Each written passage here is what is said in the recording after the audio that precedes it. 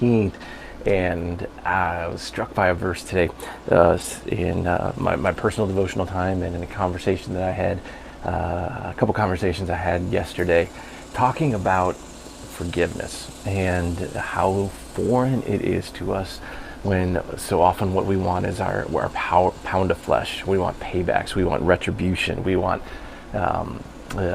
people to be accountable, and throw out all those different things. But yet forgiveness is actually, which seems foreign, is actually the only thing that can really reconcile and bring healing and wholeness to us. And so we're going to dig into that this morning a little bit, and thinking about it, it's probably something that you might pray every day. If you pray the Lord's Prayer, right? Matthew 6, Jesus taught us to forgive us our trespasses as we forgive those who trespass against us. Or maybe you learn to forgive us our debt or forgive us our debts as we forgive those who have debts against us, or as we have forgiven our debtors. Forgive us our debts as we have forgiven our debtors. I think that's the other way that's translated.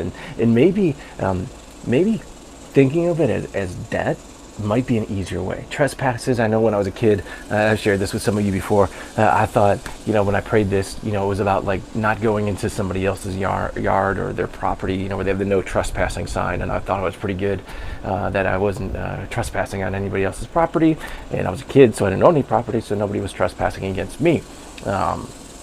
But maybe the word debt needs to be coming back in place, because I think that's something we can understand maybe a little bit better. In fact, it's what Jesus then later will illustrate in this great amount of debt that this person has, and the person's willingness to forgive that debt, and how that plays out. And that's what we see in Matthew chapter 18. So maybe thinking of it as debt might be a little bit easier for us to grasp and comprehend, and to really understand that forgiveness is foreign. So that means we've got to learn it. That means we've got to explore it. That means we have to continue to be taught it. It doesn't come naturally to us. It's something, though, that we need desperately. It doesn't come naturally, but we need it desperately. We want things to get even. We want things to be fair. But that doesn't really solve the problem. Forgiveness does.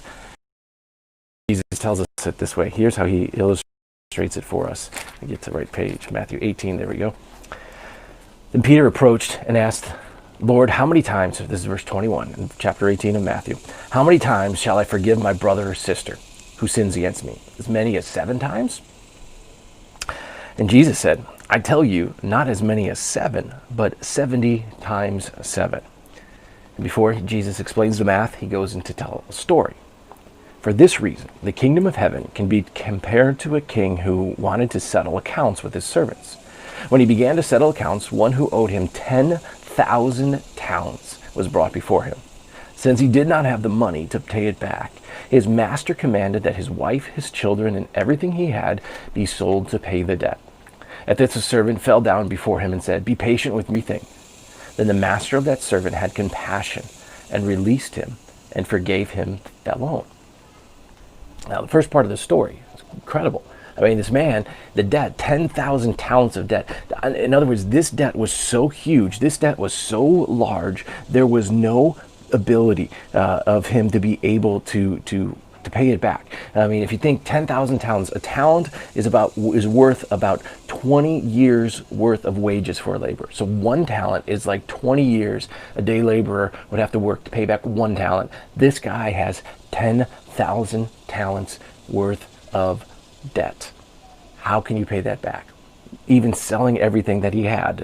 The master said his wife, his children, everything he had to be sold to pay the debt. It still wouldn't pay the debt. It still wouldn't have covered that kind of enormous debt. But yet, instead of paying back, instead of trying to get even, the master did what only the master could. He forgave this incredible debt. He wiped it clean. He took care of it. He took it upon himself, because that's what happens. I mean, this debt has to be paid. Somebody needs to cover this debt. This doesn't just disappear. But the master chooses to pay the debt on behalf of the one who owed him these 10,000 talents, an insurmountable amount of money forgiven just by a word of the one to whom was owed the payment, who says, paid in full.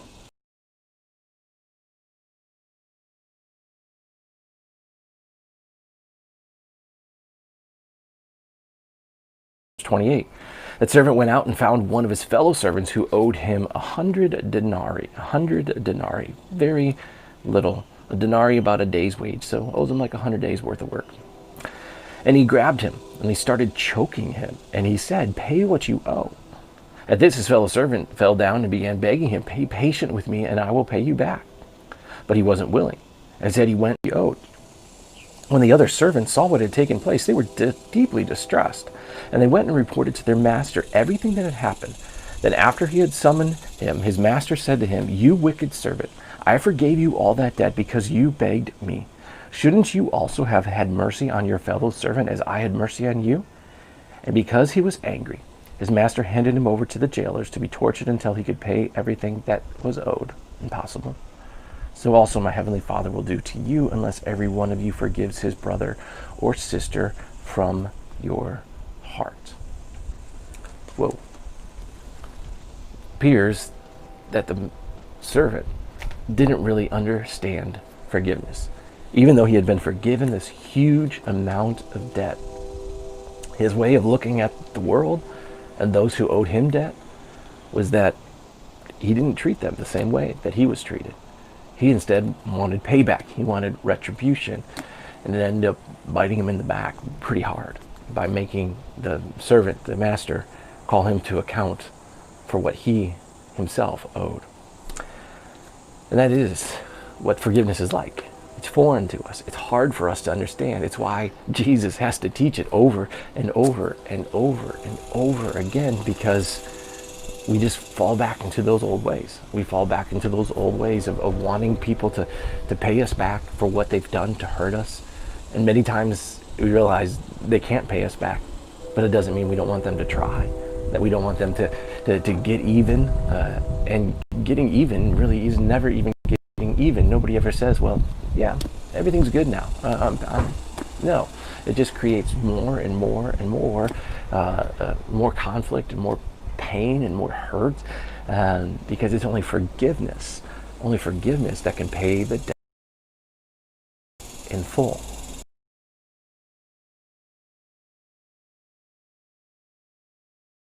That one word, tetelestai, it is finished. That tetelestai, some say, if you look back at that term, that would be something that would be written on a slate, on a piece of paper. If you had a debt against somebody, you could say, you would write tetelestai. It is finished. It is paid in full. There's nothing left that is owed. There's nothing left you can do. The debt has been tetelestai, finished. And that's what Jesus does for you and for me on the cross. He pays the debt in full. There's nothing you can do to cover the debt, because the debt's already been covered for you. And in those moments when we feel like we've got to get our paybacks, we've got to get our comeuppance, however we might see that in the moment, what we need to be drawn back to is what first Christ has done for us. He's tetelestai. He's paid it in full. The debt was insurmountable, and he paid it for you. And it's living in that mercy, in that grace, in that forgiveness. That's the only place where we can be empowered to forgive one another, not by our strength, not by our power, but by his power at work within us, by his power that is complete. His power is what we need, because forgiveness is foreign, and it is something that we're being taught by Jesus, something that we're being empowered by Jesus, and something that people need desperately. We see that in our world around us. We think we can fix things by making things equal and by making things right, and certainly there is some justice and there is some things that need to be righted in the world around us, but the greatest right comes in something so foreign but yet something so powerful as forgiveness. And my prayer is that you can live in the grace and the mercy of the forgiveness of Jesus for you this day. Whatever you've done, whatever you're wrestling with, whatever struggle that may be burden that you're still hanging on to, that you haven't released to the mercy of Jesus yet, that you could do that, because in that there is freedom, in that there is life, and in that there is a peace that comes, that passes understanding, that comes not with being paid back, but rather being paid, that debt being paid in full with Jesus' words, "It is finished, it is completed, it is paid for." And he didn't have to do it for you, but he did it willingly. He did it lovingly. And he'll continue to teach you and me what it looks like to live in this world with that forgiveness, with that mercy, with that grace. So may God give you plenty of opportunities to be those persons of forgiveness this day, living in that grace first that Jesus has given to you, erasing the insurmountable debt that you could not pay, that your sin had racked up, and in which he paid it to Telestai in full. It is finished. It is completed. There is